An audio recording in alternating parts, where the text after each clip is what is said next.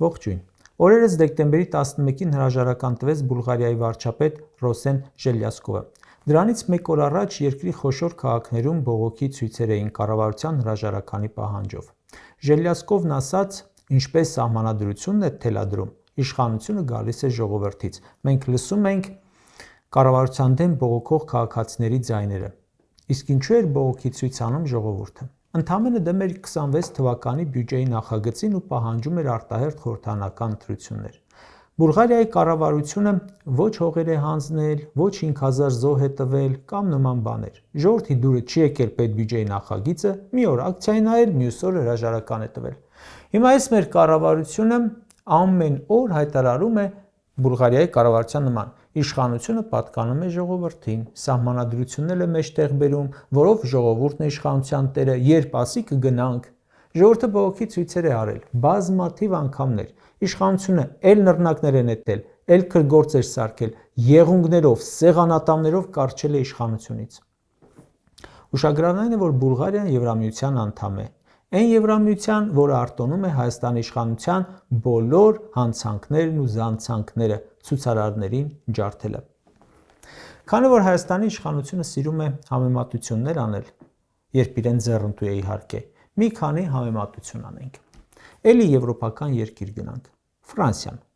Այս հոկտեմբերին հրաժարական տվեց Լուվրի թանգարանի տնօրենը։ Պատճառը թանգարանի կողոպուտներ։ Նրա հրաժարականի դիմումը դեռ չի ընդունվել, բայց ինքը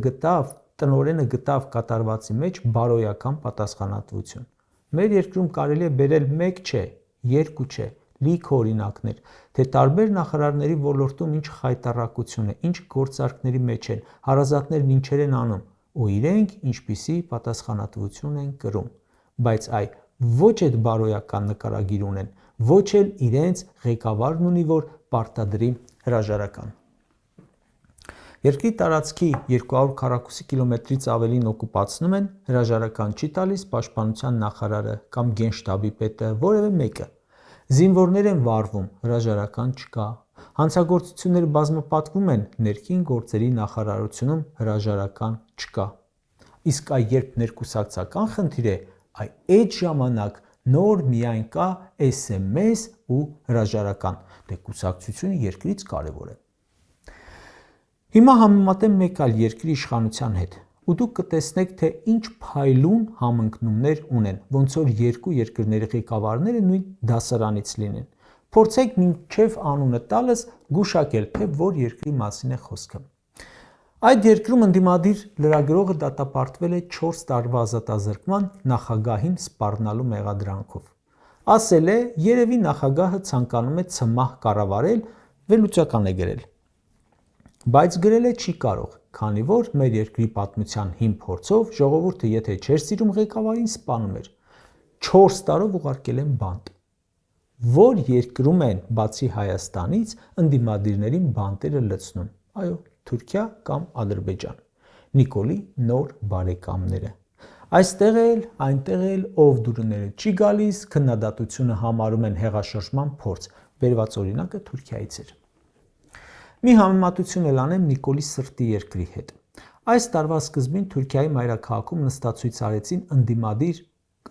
քաղաքապետեր ու падգամավորներ։ Պատճառն այն էր, որ թիմ ընտրություններում հաղթած ընդդիմադիր համայնքապետերին Էրդողանը պաշտոնանկ է արել, նրանցից 11-ին կալանավորել։ Ինչ է լինում Հայաստանում ընդդիմադիր համայնքապետ ընտրվածների հետ։ Կամ չեղարկում են արդյունքները, կամ կալանավորում են, կամ սպանում են։ Ասեք, որ շատ լավ փորձի փոխանակում է։ Մի տարբերությամբ Անկարայում գոնե թողել են նստածույց անել։ Գյումրիում մենք տեսանք, թե ինչպես Վարդան Ղուկասյանին տանելու ժամանակ բողոքի ակցիա անողների վրա քրգործեր հարուցեցին, կալանավորվածներ կան մինչև այսօր։ Քանի որ վերևում խոսեցինք արդարադատությունից, դատարաններից, մի օրինակ էլ ուզում եմ բերել Հայաստանի նոր ռազմավարական գործընկեր ԱՄՆ-ից։ Եթե չեք մոռացել, մենք ռազմավարական դաշնակիցներ ենք, բայց դե ոչ թե Թրամփի կառավարության հետ, այլ Բայդենի։ Ինչ է տեղի ունեցել ԱՄՆ-ում։ Իլինոյիս նահանգային շրջանի դատավորը այս տարվա հոկտեմբերին արգելեց նախագահ Դոնալդ Թրամփին ներգրավել ազգային գվարդիան Չիկագոյի անկարգությունների դեմ պայքարում։ Ավելին ասեմ, Ամերիկայի Միացյալ Նահանգների տարբեր դատարաններ արգելափակեցին Միացյալ Նահանգների նախագահի այդ որոշումը։ Հələ մի պահ պատկերացրեք, թե ինչ կլինի Հայաստանում այն դատավորի հետ, որը արգելափակելի Նիկոլի որոշումները, անօրինական որոշումները, առավել ևս անհեթեթ որոշումները, ամենաքիչը SMS-ով աշխատող BDԽ-ն դատավորի լիազորությունները կդադարեցնի։ Համեմատություն սիրող Հայաստանի իշխանությանը բերեմ օրինակ Չինաստանից։ Այդ երկրում 34 միլիոն դոլար յուրացնելու համար Պաշտոնյան դատապարտվեց մահապատժի։ Հիմնականում օգնել էր անհատներին եւ ընկերություններին գնումներում շահել, հող գնել, բիզնես վարել, ազատվել հարկերից, այսինքն սովորական բան Հայաստանի համար։ Բայց արի ու տես, որ Չինաստանի նախագահը ասաց, չէ, չի լինի, մենք զրո հանդուրժողականություն ենք որդեգրել կոռուպցիայի հետ։ Մի այդքան էլ Հայաստանի կառավարությունն է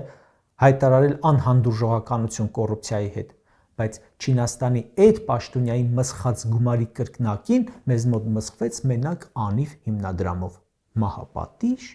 ինչ եք ասում, մեղադրյալ անգամ չկա։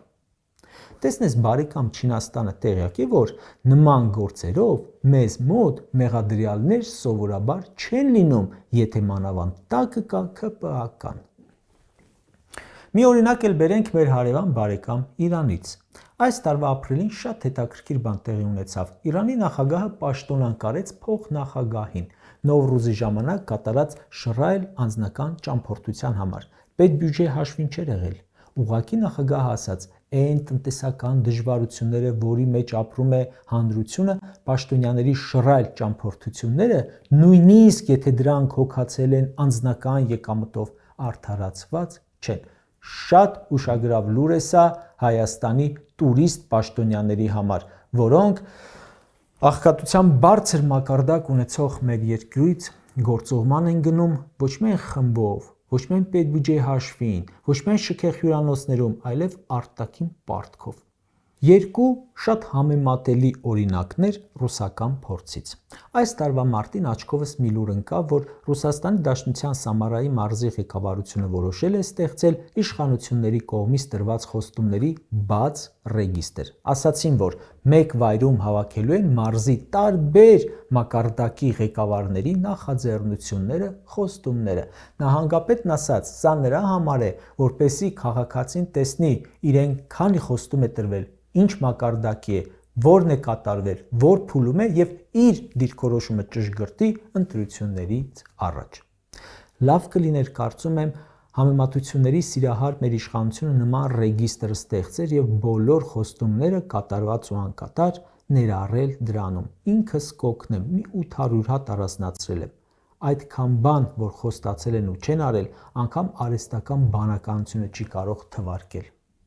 Ռուսաստանի Դաշնությունից մեկ այլ օրինակ էլ կա, որը ևս մեր իշխանության համար կարող է շատ ուսանելի լինել։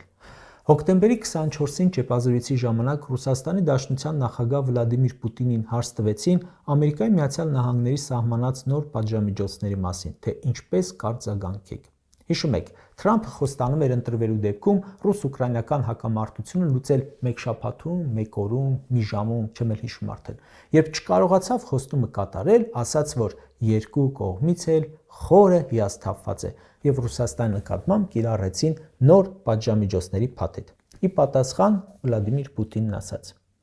Իրեն հարգող ոչ մի երկիր երբեք ճնշման տակ ոչինչ չի անում, իսկ ԱՄՆ-ի նոր պատժամիջոցները Ռուսաստանի վրա ճնշում գործադրելու փորձ են։ Այո, ասում է, վնասներ կկրենք, բայց ճնշման տակ ոչ մի քայլ։ Պատվի հարց է։ Ու երբ համեմատում ես Հայաստանի կառավարության հետ, տեսնում ես, հասկանում ես, թե ինչու է Ռուսաստանը հաղթում եւ ինչու ենք մենք պարտվել։ Մեզ մոտ ճնշման տակ, խոստումների տակ, պարտադրանքի տակ, կոմպրոմատների տակ մի ամբողջ կայացած պետություն հանձնեցին, մյուսն էլ հանձնելու ճանապարհին են։ Կարճ ասած, երբ համեմատում ես քաղաքակիրթ ու ոչ այնքան քաղաքակիրթ երկրների կառավարությունների պահվածքը ու Հայաստանի կառավարության պահվածքը համանման իրավիճակներում, հասկանում ես, թե մենք ինչու ենք այս օրին։ Ուղղակի նրանցից ոչ մեկը իրեն չի համարել ժողովրդավարության բաստիոն, ի տարբերություն մերոնց, եւ նրանցից ոչ մեկը չի ասել բոլորը պարտավոր են հաշվի նստել մեր երկրում տեղի ունեցած հեղափոխության հետ։ Այս իշխանությունը բոլոր առումներով գլոբուսից դուրս է